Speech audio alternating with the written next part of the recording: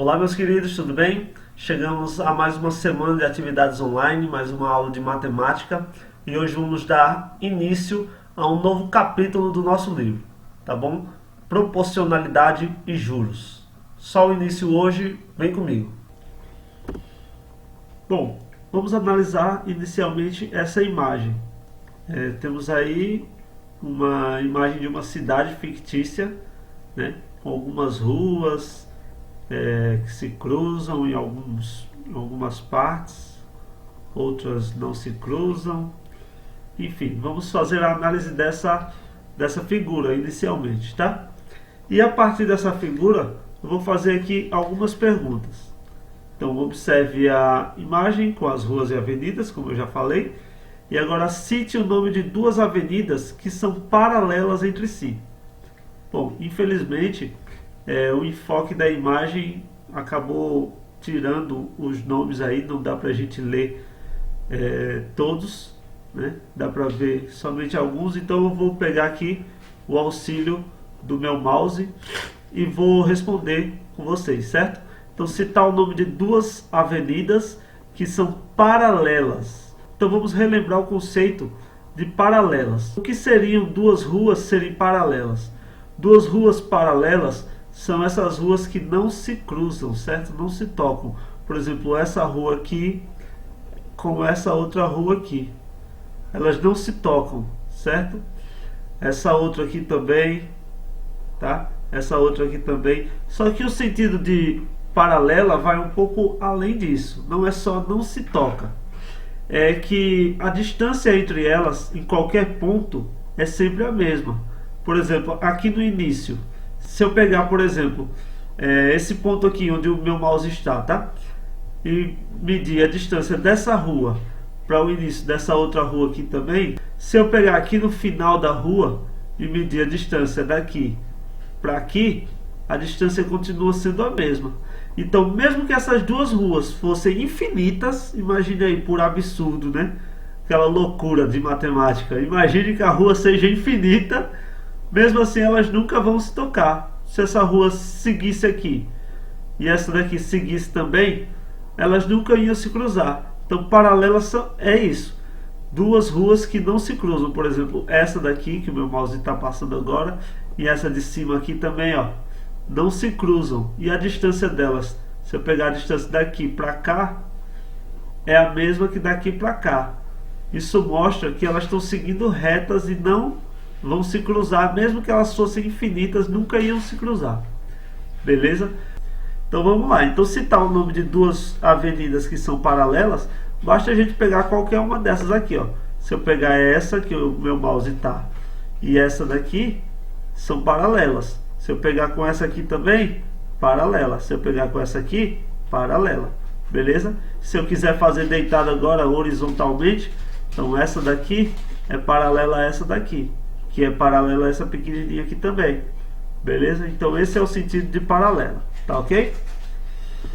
E a letra B, cite o nome de uma rua que é transversal ao par de avenidas paralelas que você citou. Então, aqui é o seguinte, se a gente fixar duas paralelas, né? Deixa eu pegar de novo o mouse aqui.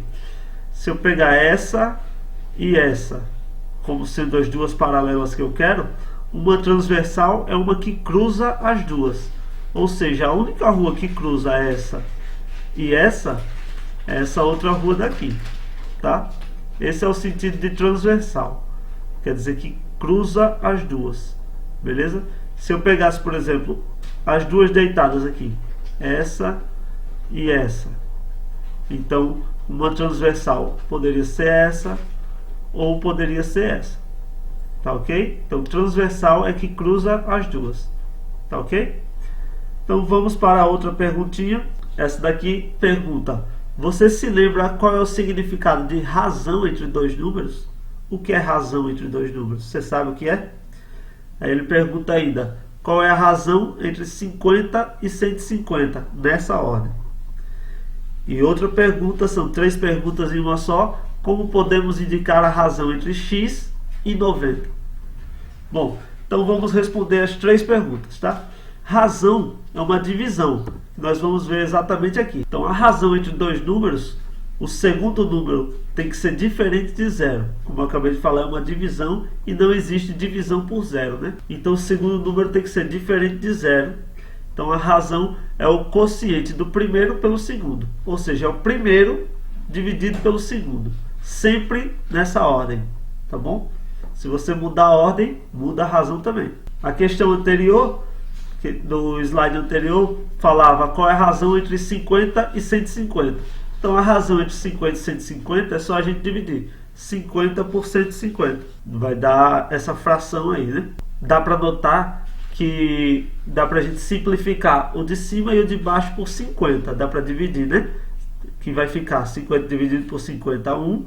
150 dividido por 50, 3. Então uma fração simplificada seria 1/3. Isso quer dizer que a razão de 50 para 150, nós podemos dizer que é de 1 para 3, tá bom? Então a razão é sempre o de cima para o segundo. É uma razão de um para o outro. E a outra pergunta, qual era a razão de x e 90?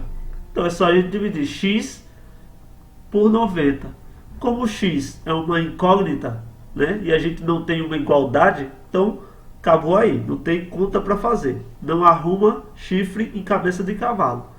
Só vai atrás de conta, só vai saber quanto é o valor de x se tivesse uma igualdade. Como não tem, para por aí, acabou. Essa é a razão. X dividido para 50 e já era. Tá ok? Um exemplo agora aqui. Em uma turma tem 15 meninos e 20 meninas. Qual é a razão entre a quantidade de meninos e o total dessa turma?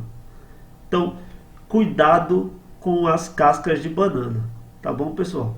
Muita gente erra porque é apressado.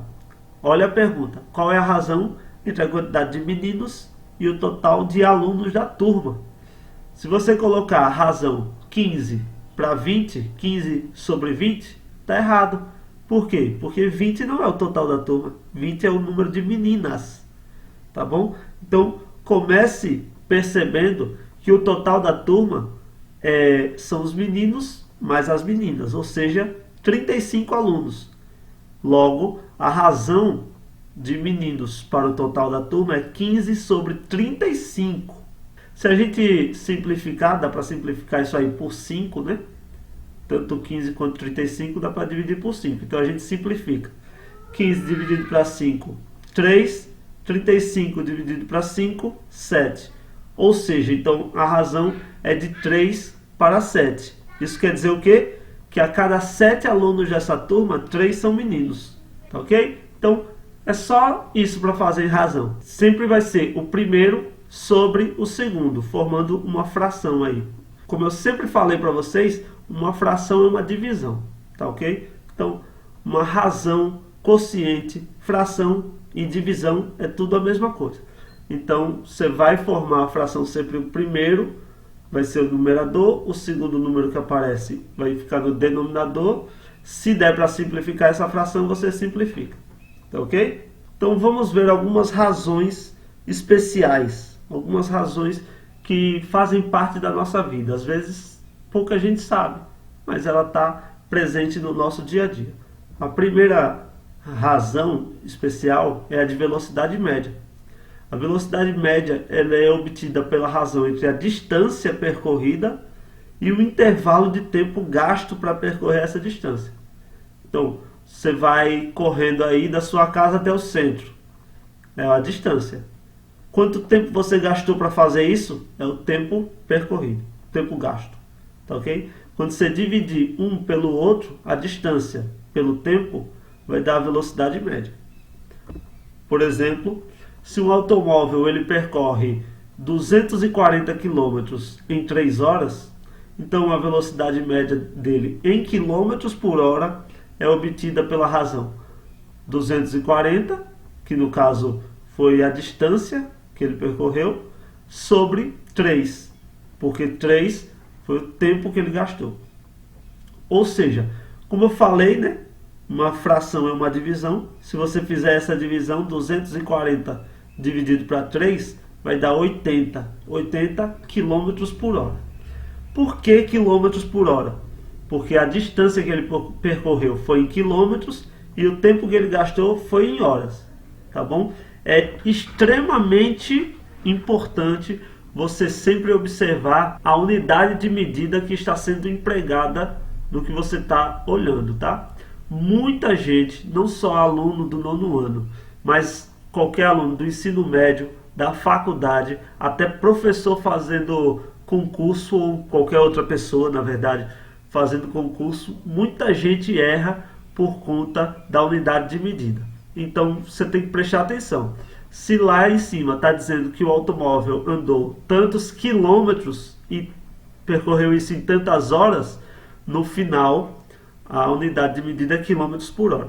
Se tivesse dito uma pessoa andou tantos metros e gastou tantos minutos, então a unidade de medida não seria quilômetro por hora, seria metro por minuto. Só que metro por minuto não é uma unidade universal.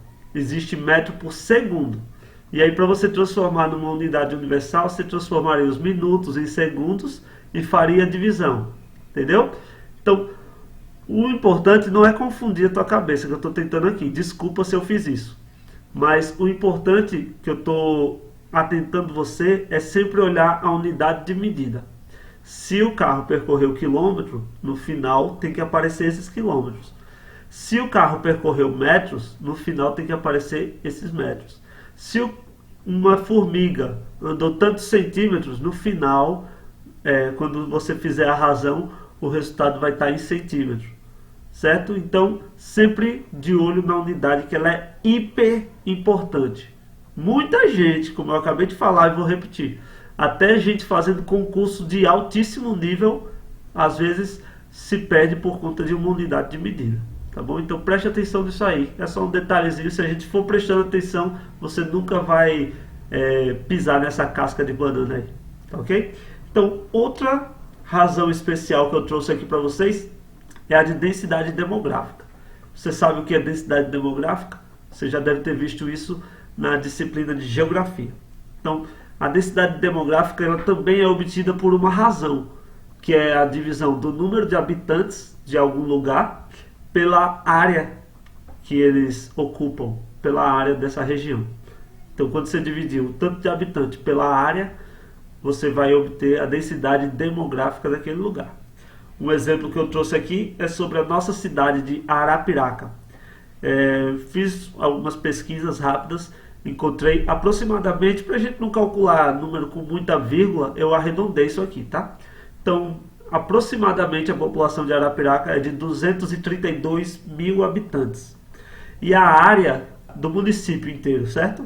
Tanto a cidade, zona urbana, quanto a zona rural. Quando junta tudo, o município de Arapiraca ele tem uma área de 351 quilômetros quadrados. Então, a densidade demográfica de Arapiraca é só a gente dividir o tanto de habitante, 232 mil, por 351, que é a área do território de Arapiraca. Quando a gente faz essa divisão, a gente vai encontrar o número de 660,97 habitantes por quilômetro quadrado. Isso quer dizer o quê? Isso quer dizer que se a gente cortasse o mapa de Arapiraca em tamanhos de 1 km quadrado, ia ficar 351 pedacinhos de 1 km quadrado do mapa de Arapiraca. Se a gente pegasse depois o número de habitantes que fica em cada pedacinho desse, quando a gente fizesse uma média, ia ser mais ou menos 661, né? 660,97 é praticamente 661. Então quer dizer que em cada pedacinho desse ia ficar 661 habitantes. Obviamente, na zona urbana, provavelmente vai ter mais do que isso. Só que quando a gente for para a zona rural, provavelmente vai ter menos que isso. Quando fizer uma média, vai dar isso aí. Essa foi a aula sobre razões, uma introdução para vocês pegarem a ideia do que a gente vai tratar daqui por diante. Então eu sigo com uma atividadezinha bem básica que está aqui no link da descrição.